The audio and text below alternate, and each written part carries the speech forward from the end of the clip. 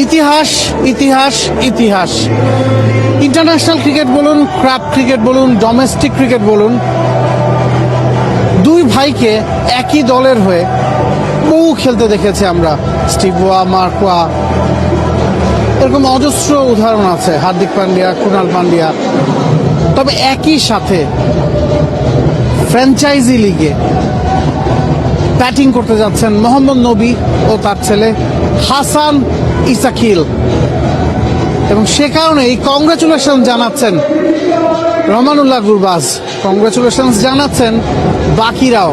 একই সাথে বাবা ছেলে ক্রিজে। আফগানিস্তানের ঘরোয়া ক্রিকেটেও এই ঘটনাটা ঘটেনি। সাপাগিজা টি-20-তে বাবা ছেলে খেলেছিলেন দুই দলে। নোয়াখালী বাবা ছেলেকে এক করে দেখালো। সপ্তম ম্যাচে এসে প্রথম জয় পেয়েছে নোয়াখালী, এবং অষ্টম ম্যাচে এই অভূতপূর্ব দৃশ্যের আবির্ভাব, বাবা ছেলে একসাথে ক্রিজে। ইন্টারন্যাশনাল ক্রিকেটে এই ধরনের ঘটনা কখনোই ঘটেনি। ডোমেস্টিক ক্রিকেটে West Indies legend sir Vivian Richards ও তার ছেলে মালি রিচার্ডস একই সাথে ডোমেস্টিক ক্রিকেট খেলেছেন। তবে বিপিএল এর মতো বড় ফ্র্যাঞ্চাইজি লিগে বা এই ধরনের টুর্নামেন্টে এই ঘটনা এবারই প্রথম। অ্যাবসলিউটলি। আরও একটা এক্সাম্পল যদি দিতে হয়, লালা অমরনাথ এবং তার ছেলে সুরিন্দর অমরনাথ, তারা দুজন একসঙ্গে খেলেছেন, তবে ইন্টারন্যাশনাল স্টেজে নয় বা এত বড় স্টেজে নয়। এবং সেখানে দেখা যাচ্ছে যে এই যে একটা বিরল দৃষ্টান্ত, সেটার সাক্ষী এবার বিপিএল হয়েছে।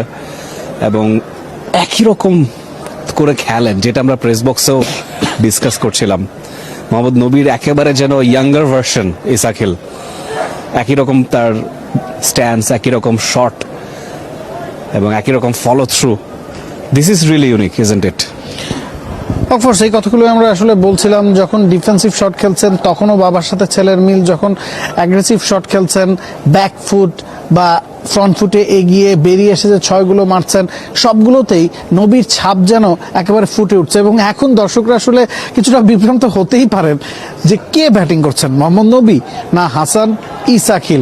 যাই হোক, এই ধরনের দৃশ্য এর আগে বিশ্ব ক্রিকেট কখনোই দেখেনি। বিপিএল এর সৌজন্যে, নোয়াখালীর সৌজন্যে এই অভূতপূর্ব দৃশ্যই আমরা একসাথে দেখলাম। হাসান ইসাকিল তার ক্যারিয়ার মাত্রই শুরু, বয়স 19। অন্যদিকে মোহাম্মদ নবী 41 বছর বয়সেও দাপিয়ে বেড়াচ্ছেন ফ্র্যাঞ্চাইজি লিগ। আফগানিস্তানেরও একসাথে সম্ভব? আফগানিস্তান জাতীয় দলে তো এখনো নবী খেলছেন। যেভাবে করে খেলছেন হাসান ইসাকিল, তাতে আসলে খুব দূরের পথ বলে মনে হচ্ছে না। বিপিএল দিয়ে তার শুরু। এর আগে তিনি, আপনি বলছিলেন, সাপাগিজা প্রিমিয়ার লিগে খেলেছেন, কাবুল প্রিমিয়ার লিগে তিনি 4th লিডিং রান স্কোরার ছিলেন, 50-এর কাছাকাছি গড় ছিল তার। কিন্তু ফার্স্ট ক্লাস ক্যারিয়ারটাও যথেষ্ট স্ট্রং, এবং ওয়ান লিস্টেতেও তিনি 50-এর কাছাকাছি গড়ে ব্যাট করে থাকেন। যদি বিপিএল দিয়ে তিনি যদি নিজেকে চেনাতে পারেন, যদি জানান দিতে পারেন বিশ্বমঞ্চকে, সামনেই কিন্তু পিএসএল আছে, সেখানে তার সুযোগ হতে পারে, কিংবা আইপিএল হয়তো বা আরেকটু দূরের পথ। কিন্তু তার খেলার ধরন দেখে, তার স্ট্যামিনা দেখে, এবং বাবার মতো, যেটা আমরা বারবারই বলছি, একেবারেই অনুরূপ ব্যাটিং স্টাইল তার, সবকিছু মিলিয়ে খুব ভালো সম্ভাবনা কিন্তু আছে। এবারে আফগানিস্তানের টি-20 বিশ্বকাপের দল ঘোষণা হয়ে গেছে, সেখানে হয়তো বাপ ব্যাটার জুটি আপনি দেখতে পারবেন না। তবে যেভাবে এগোচ্ছেন হাসান ইসাকিল, 30টা টি-20 ম্যাচ খেলেছেন, রান করেছেন প্রায় 800-র কাছাকাছি, স্ট্রাইক রেটটা 130-এর মতো। এবং রাফি যেটা বলছিলেন যে ঘরোয়া ক্রিকেটে ফার্স্ট ক্লাসে বলুন বা লঙ্গার ভার্সনেও তার গড় প্রায় 50-এর কাছাকাছি। তো কে জানে, হয়তো অন্তত টি-20-তে বাপ ব্যাটাকে ইন্টারন্যাশনাল ক্রিকেট মাথাতে দেখা যেতেই পারে।